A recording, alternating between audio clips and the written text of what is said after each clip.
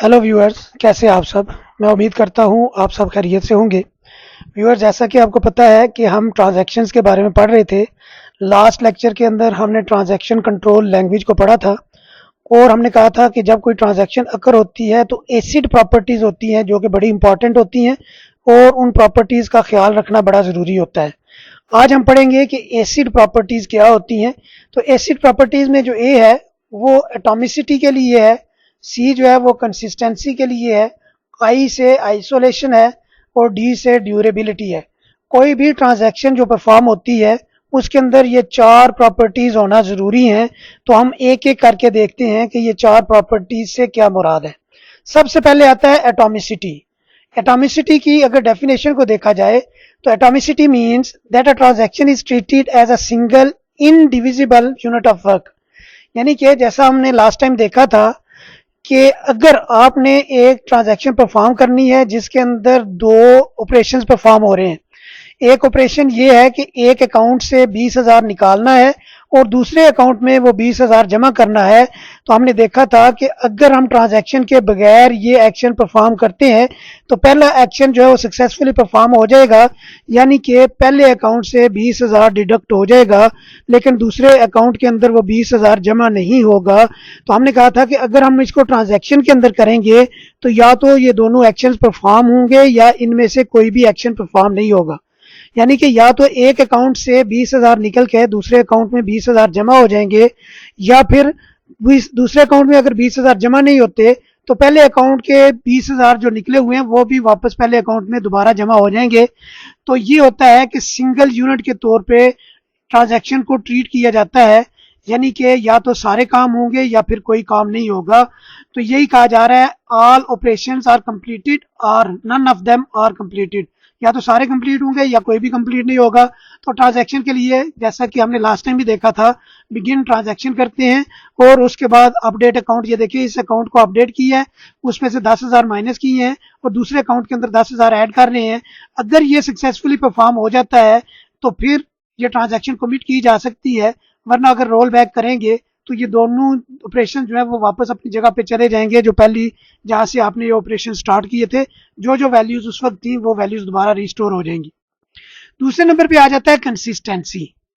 Consistency से मुराद ये है, consistency means that a transaction must take the database from one valid state to another valid state. ये नहीं है कि आपने कोई ट्रांजैक्शन परफॉर्म की है तो डेटाबेस इनवैलिड स्टेट पे चला गया है। मिसाल के तौर पे अगर आपको याद हो तो लास्ट टाइम हमने एक कंस्ट्रेंट लगाई थी कि अमाउंट जो है ना, बैलेंस जो है वो 80,000 से लेस रहना चाहिए। तो आपने देखा था कि जब भी हम उसको 80,000 या 80,000 से ज्यादा सेट करने की कोशिश करते थे तो एरर आ जाता था कि चेक कंस्ट्रेंट की वजह से आप ये एक्शन परफॉर्म नहीं कर सकते। तो चूंकि वो हमें परफॉर्म नहीं करने दे रहा था ना, डेटाबेस हमें वो एक्शन परफॉर्म नहीं करने दे रहा था, इट मींस कि डेटाबेस हमें इनवैलिड स्टेट पे जाने से रोक रहा था कि कोई ऐसा एक्शन परफॉर्म नहीं किया जा सकता कि इनवैलिड स्टेट पे चला जाए। अगर वो एक्शन परफॉर्म हो जाता, यानी कि 80,000 या 80,000 से ज्यादा अमाउंट सेट हो जाती, तो इट मींस कि डेटाबेस एक इनवैलिड स्टेट के ऊपर चला जाता। क्योंकि हमने वहां पे चेक कंस्ट्रेंट लगाई हुई थी और ये कंस्ट्रेंट वायलेट हो जाती और वो इनकंसिस्टेंट हो जाता डाटा। तो इस वजह से कंसिस्टेंसी से मुराद ये है कि जब भी ट्रांजैक्शन परफॉर्म होगी तो एक वैलिड स्टेट से दूसरी वैलिड स्टेट के ऊपर ही जाना चाहिए डेटाबेस को। तो इस तरह ये तो एक चेक कंस्ट्रेंट थी ना, और भी बहुत सारी कंस्ट्रेंट्स हो सकती हैं, जिस तरह प्राइमरी की कंस्ट्रेंट हो सकती है कि वैल्यू नल नहीं होगी, रिपीट नहीं होगी। फॉरेन की कंस्ट्रेंट हो जाती है कि अगर आप चाइल्ड टेबल के अंदर किसी वैल्यू को रेफर कर रहे हैं तो जरूरी है कि वो पेरेंट टेबल के अंदर वैल्यू मौजूद हो। इसी तरह यूनिक कंस्ट्रेंट है कि एक वैल्यू दो बार नहीं आ सकती। चेक कंस्ट्रेंट ये आप देख रहे हैं। नॉट नल कंस्ट्रेंट है कि वैल्यू नल नहीं हो सकती है। इसी तरह कोई और बिजनेस रूल्स भी हो सकते हैं। फॉर एग्जांपल आप कहते हैं कि अगर कोई बंदा रजिस्टर कर रहा है आपके डेटाबेस के अंदर, वो यूजर को आप एनरोल कर रहे हैं तो उसकी एज 18 से कम नहीं होनी चाहिए। अगर 18 से कम वाला बंदा एनरोल हो जाता है तो इट मींस कि वो इनकंसिस्टेंट स्टेट पे चला गया। तो ट्रांजैक्शन जब भी परफॉर्म होती है ये देखा जाता है कि जितने बिजनेस रूल्स हैं, ये जो जो कंस्ट्रेंट्स उसके ऊपर अप्लाई हुई थी, क्या वो सारी की सारी वैलिड है या नहीं है। अगर कोई वायलेट हो रही है तो वो ट्रांजैक्शन परफॉर्म नहीं होनी चाहिए। तो पहले नंबर पे है एटॉमिसिटी, यानी कि सारे के सारे ऑपरेशन परफॉर्म हो जाए या फिर कोई भी परफॉर्म ना हो। दूसरे नंबर पे है कंसिस्टेंसी, कि एक वैलिड स्टेट से दूसरी वैलिड स्टेट के ऊपर जाना चाहिए जब भी कोई ट्रांजैक्शन परफॉर्म हो। नेक्स्ट आ जाता है आइसोलेशन। अब अगर आप देखें तो यहां पे लिखा हुआ है आइसोलेशन के अंदर, this is usually the most difficult acid property for beginners. ये सबसे मुश्किल प्रॉपर्टी है समझाना, बिगिनर्स को समझाना सबसे मुश्किल है आइसोलेशन को। आइसोलेशन क्या कहती है, ये प्रॉपर्टी क्या कहती है? Isolation means that concurrent transactions, अगर दो ट्रांजैक्शन एक ही वक्त में परफॉर्म हो रही हैं, concurrent transactions should not improperly interfere with each other। दो ट्रांजैक्शंस परफॉर्म हो रही हैं तो दोनों जो है वो साइमल्टेनियसली परफॉर्म हो रही हैं, एक दूसरे के साथ इंटरफेयर नहीं करना चाहिए उनको। जैसे कि यहाँ पे देखिए वो एक एग्जांपल दे रहा है कि फॉर एग्जांपल कोई बुकिंग का एक डेटाबेस है जिसके अंदर आप बुकिंग का रिकॉर्ड स्टोर कर रहे हैं, तो वहां पे चेक किया जाता है तो एक सीट अवेलेबल है। अब जो कस्टमर ए है वो चेक करता है तो एक सीट अवेलेबल है, कस्टमर बी भी उसी वक्त अपने सिस्टम पे बैठ के चेक कर रहा है, उसको भी वो सीट अवेलेबल नजर आ रही है। अब क्या होगा अगर दोनों कस्टमर एक ही वक्त में वो सीट बुक कर ले, सीट तो एक थी, दो बंदों ने बुक कर ली, तो ये देखें अब सीट एक थी, दो बंदों को बुक नहीं करनी चाहिए थी। अब तो जो अवेलेबल सीट्स हैं जब एक बुक हुई तो वो 0 होगी, दूसरी बुक हुई तो -1 होगी। अवेलेबल सीट्स -1 तो नहीं हो सकती हैं, तो इस वजह से ये इनकंसिस्टेंट स्टेट पे चला जाता है ना।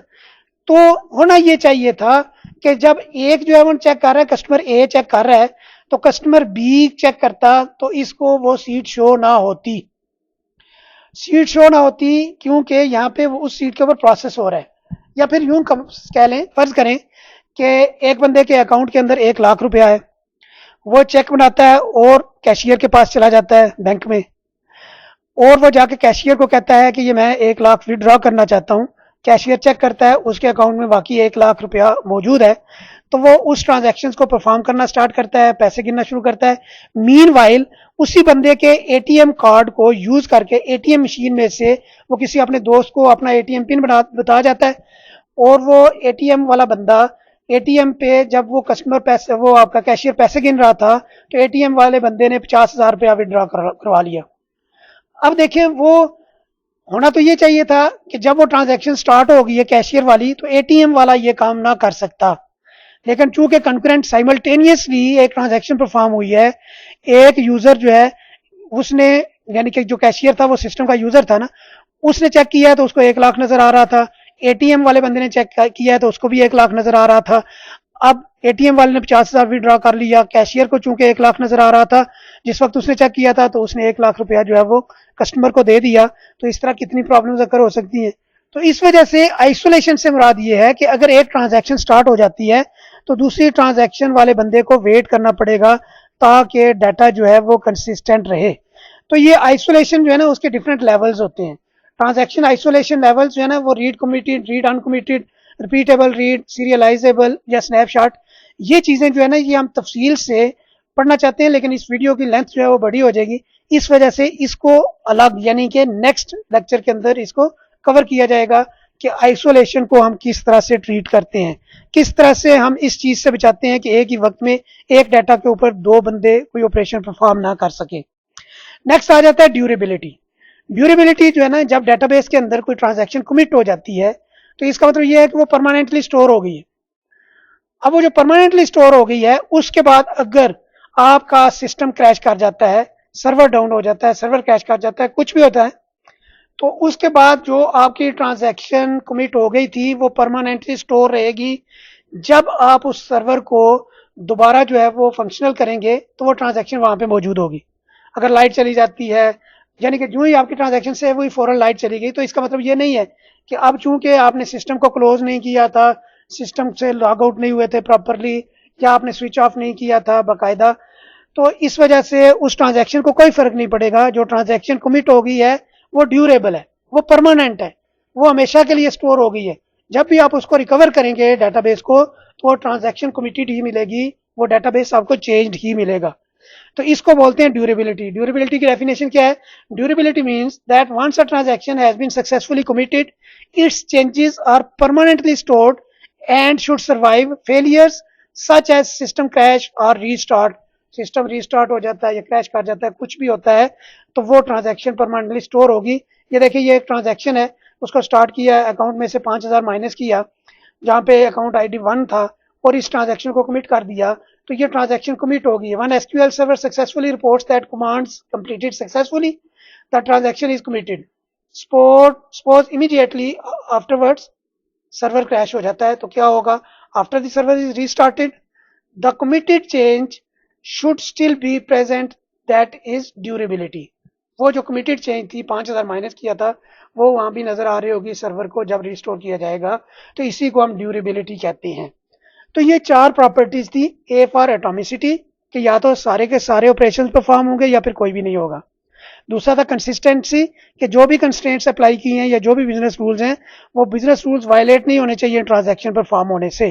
तीसरा था आइसोलेशन, कि ये 2 ट्रांजैक्शन अगर साइमल्टेनियसली परफॉर्म हो रही हैं तो वो एक दूसरे को इम्प्रॉपरली इंटरफेयर ना करें।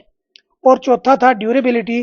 ड्यूरेबिलिटी का मतलब ये है कि जब ट्रांजैक्शन परफॉर्म हो जाए तो फिर उसको परमानेंट स्टोर हो जाना चाहिए, और वो फिर जब भी उसके बाद अगर कोई भी प्रॉब्लम आती है तो वो उस ट्रांजैक्शन के ऊपर उसका इफेक्ट नहीं होना चाहिए।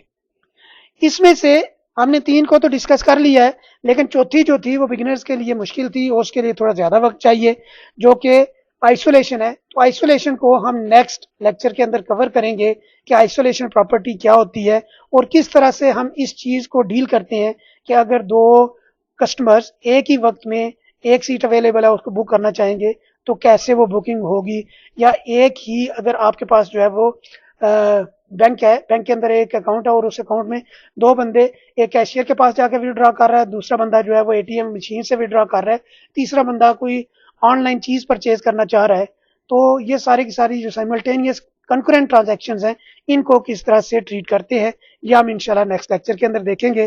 Thank you for watching, have a very great day.